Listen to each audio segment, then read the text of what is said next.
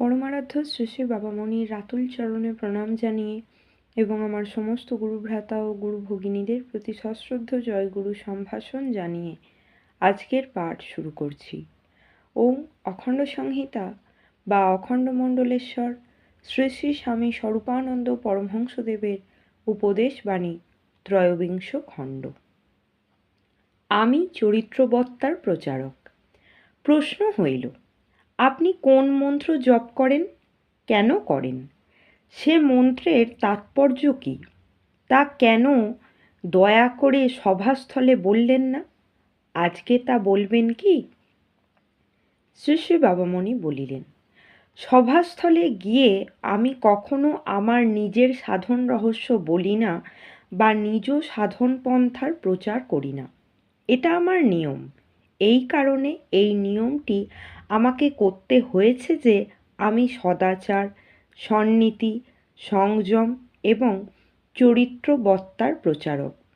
সে কাজ আমি সুষ্ঠুভাবে সম্পাদন করতে চাই। সেই কাজ আমি সর্ব সম্প্রদায়ের লোকের জন্য করতে চাই। আমার কাজের ফলে নির্দিষ্ট একটা ধর্মীয় মতবাদ প্রচারের জন্য একটা গণ্ডিবদ্ধ ধর্ম সম্প্রদায়ের সৃষ্টি হোক, এটা আমি চাই না।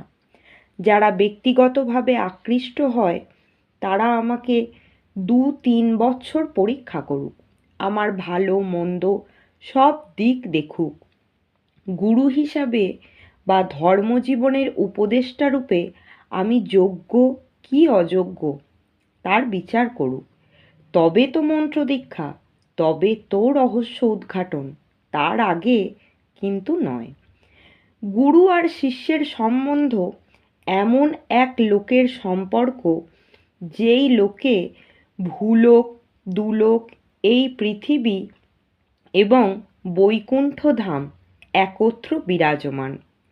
এটা জাহির করার দরবার প্রকাশ্য সভাস্থল নয়। আমি সকল ধর্মমতকেই সত্য বলে জ্ঞান করি। সকল সত্য দ্রষ্টা ঋষিদিগকে অভ্রান্ত বলে মনে করি। সকল পথই ভগবানে পৌঁছে দিতে পারে এ কথা বিশ্বাস করি। সুতরাং আমার ধর্মমত বাইরে প্রচারের আবশ্যকতা তো পড়ে না। তবে নিভৃতে তোমাকে বলতে পারি যে আমার গৃহীত পথের মধ্যেই সকল পথ লুকিয়ে আছে, এ কথা আমি বিশ্বাস করি। ধর্মমত প্রচার করতে গেলেই নানা রূপ ধর্মীয় তর্কের অবতারণা হবে। ওতে লাভ শুধু শক্তিক্ষয়, আর কিছু নয়। আর একজন প্রশ্ন করিল, বিভিন্ন ধর্মাবলম্বীদের লইয়া সভা করিলে আপনার আন্দোলন আরও দ্রুত সফল হইতে পারিত, কিন্তু দেখিতেছি আপনি একাই এ কাজটি করিতেছেন। কুমিল্লায়ও আপনাকে দেখিয়াছি, প্রত্যহই একাই ভাষণ দিতেছেন।